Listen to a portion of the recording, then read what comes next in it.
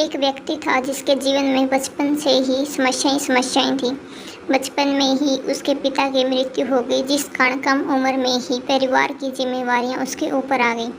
वयस्क होने के बाद जब उसका विवाह हुआ तब जिम्मेवारियां और परेशानियां दोनों ओर बढ़ गई। इसी तरह उसके जीवन में परेशानियां लगी रहीं। एक परेशानी के खत्म होते ही दूसरी शुरू हो जाती। इससे परेशान होकर व्यक्ति एक दिन एक प्रसिद्ध संत के पास पहुंचा। व्यक्ति ने संत से कहा, बाबा मुझे अपना शिष्य बना लें, मैं जीवन से बहुत परेशान हो गया हूँ और दुखी हूँ। संत बोले, ठीक है, तुम मुझे अपनी परेशानियाँ बताओ। व्यक्ति ने कहा, बाबा मेरे जीवन में बहुत परेशानी है, एक समस्या खत्म नहीं होती और दूसरी शुरू हो जाती है।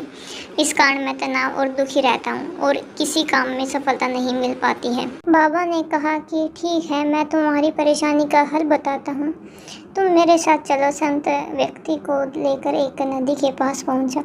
संत ने व्यक्ति को नदी के किनारे खड़ा कर दिया और बोले, हमें ये नदी पार करनी है। यह कहकर संत वहीं खड़े हो गए।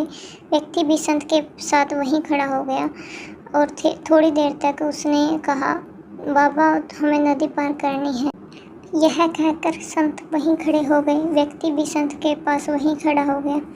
थोड़ी देर बाद उसने कहा, बाबा हमें नदी पार करनी है, तो हम यहाँ क्यों खड़े हैं?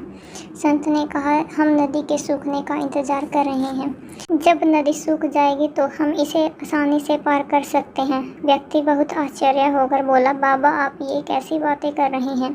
नदी का पानी कैसे और न जाने कब सूखेगा? हमें नदी का इसी समय पार करना होगा।